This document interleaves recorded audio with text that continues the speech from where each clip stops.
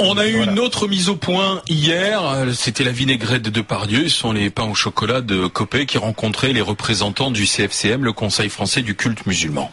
C'était l'occasion pour moi de donner des éclairages sur ce qui a été cette anecdote du pain au chocolat, qui était en réalité un énorme contresens dans la manière dont ça a été interprété. Certains ont voulu créer un contresens à l'inverse des propos que j'ai tenus.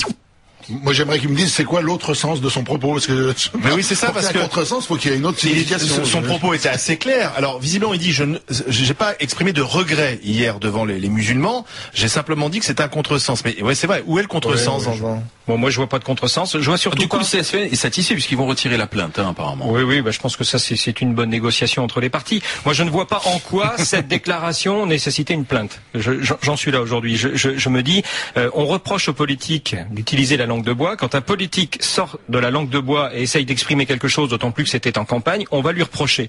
Parce que ça devient difficile aujourd'hui d'exprimer une opinion. Dites-moi bien, Laurent, que toutes ces associations qui existent, s'il n'y a pas ça, elles n'existent pas non plus. Donc voilà. Oui, c'est un moyen de faire parler de soi. C'est un moyen de faire parler de soi, mais quand même. Mais lui-même n'assume pas totalement parce qu'il dit que c'est un contresens. Et c'est ce qui me gêne. C'est-à-dire qu'il a voulu relayer un propos, des témoignages comme ça, on en a tous vécu. Ah bon?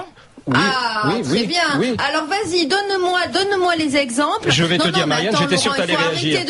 Je vais te dire, j'allais jusqu'au bout. Et là, tu as la réaction des bien-pensants. C'est-à-dire qu'à partir du moment... Des honnêtes gens, mais monsieur, attends, alors, pas des bien-pensants. Je vais te dire très sincèrement, je vais prendre un cas personnel. J'ai eu une scolarité collège, lycée dans un département. Et on était systématiquement, en tant qu'interne, on sortait le mercredi, attendu par des jeunes de quartier, issus peut-être de l'immigration, il y en avait. Si je dis ça, je vais me faire traiter de raciste, alors que dans le même temps, j'ai des amis. Alors que dans le même temps, ça n'a rien à voir avec le pain au chocolat. Non mais attends, alors que dans le même temps, j'ai des amis, effectivement, d'origine maghrébine. Mais si, parce que là, il a dit la phrase portée sur le fait que certains disaient, je te prends le pain au chocolat parce qu'on mange pas pendant le Ramadan. Et donc ça a été mal interprété par les communauté musulmane. Là, c'était en gros dire que certains musulmans voulaient à tout prix faire respecter par la force et la violence le Ramadan à des jeunes. C'était ça ce que dit Copé. C'est pas la même histoire que tu nous racontes. Non, mais je veux dire par là, raconte-nous le voyou qui t'attendait à la sortie d'un lycée. Mais je veux dire par là, c'est un exemple parallèle en disant qu'on peut utiliser tous les moyens pour clore le débat. Je veux simplement terminer, Marianne, pour dire qu'il n'a en aucun cas insulté la majorité des musulmans. Et on a déjà sur ce plateau et dans cette émission débattu de problèmes liés aux musulmans, où des musulmans ont témoigné en disant qu'il y avait des minorités qui agissaient et qui les gênaient sur leur comportement. Okay. Laurent, ce qu'il a dit exactement, il a raconté comme un phrase, fait. Si vous la voulez. Non, mais on la connaît la phrase. Non, j'ai pas envie. Ça prend 20 secondes. Comme ça, au moins, on va voir où il y a le contresens. Ok. Il est des quartiers où je peux comprendre l'exaspération de certains de nos compatriotes, pères ou mères de famille rentrant du travail le soir, apprenant que leur fils s'est fait arracher son pain au chocolat à la sortie du collège par des voyous qui lui expliquent qu'on mange pas pendant le Ramadan. Voilà, alors ce qu'il a raconté exactement, c'est qu'il est arrivé, qu'il arrive, donc il donne comme un fait avéré le fait que des enfants se fassent voler le pain au chocolat. Excuse-moi, alors donc au nom du Ramadan et de la religion musulmane, donc qui est-ce qu'il incrimine? C'est tous les musulmans, parce que les musulmans seraient ceux qui empêchent les autres de manger des pains au chocolat pendant le Ramadan. Qu'après il y ait des voyous qui sont musulmans, qui sont juifs, qui sont catholiques, bien sûr, ça d'accord. Mais c'est pas ça qu'il a raconté. Ce qu'il a raconté, c'était qu'au nom d'une religion, on allait attraper les petits enfants, en plus à la sortie de l'école. Alors il avait pas de bol parce qu'en plus il dit même nos compatriotes. Donc il dit les bons Français, parce que c'est ça quand il dit nos compatriotes, c'est les bons Français, les Gaulois. Attaqués par des étrangers musulmans. Tu es dans un meeting, il y a peut-être. Et alors on a le droit de dire n'importe quoi. Mais il a pas dit. Moi je n'interprète pas du tout la phrase de la même façon.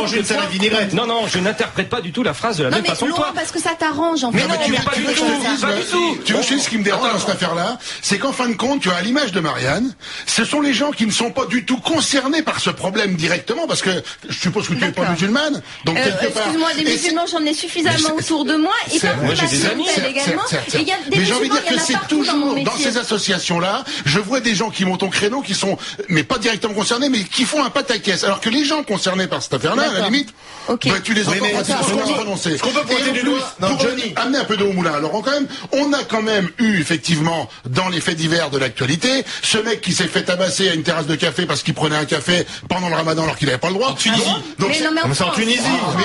Alors, massacrer les gens en Tunisie, c'est pas grave. Non, quand un responsable politique prend la parole, en plus c'est Jean-François Copé qui sera président en 2017. Je dis pas qu'il a eu raison de dire ça, mais je trouve que c'est vraiment quand un responsable politique dit quelque chose, que ce soit en meeting ou ailleurs, il faut quand même qu'ils nous disent des choses qui sont vraies. Voilà. Là, il nous parle d'un fait précis qui a priori n'a jamais existé. Et d'ailleurs, le contresens ne dit pas ça. Il a dû dire, c'est vrai que mon histoire n'a jamais existé. En plus, il nous parle du Ramadan, ça tombe au mois d'août depuis 2 ans. Donc, il n'y a pas d'école au mois d'août. Bon, déjà, sur les faits, ça paraît. Mais voilà, il y a un problème de crédibilité, simplement. Après que ça existe en Tunisie ou ailleurs, sans doute, mais c'est la crédibilité de la parole politique qui est en jeu. Et moi, je suis d'accord avec Collard, notre grande gueule, qui hier soir disait sur BFM TV, le boulanger avale son pain au chocolat. C'est-à-dire qu'il n'assume pas son propos jusqu'au bout. Oui, mais non. Et la réalité, le vrai problème, c'est que on va incriminer toute une religion, alors qu'il y ait des malades chez les musulmans, je suis la première à dénoncer les intégristes, etc., etc. Par contre, la grande majorité des musulmans sont des gens absolument tranquilles, qui emmerdent personne et qui empêchent personne de manger un pain au chocolat. 200% d'accord avec toi, et je crois que dans la phrase, c'était de dire qu'il y a quelques voyous qui vont profiter et qui vont gêner une grande majorité. Moi, je l'interprète comme ça, c'est tout. Mais je ne vois pas en quoi il a porté atteinte à la majorité des musulmans. Je ne le traduis pas de la même façon.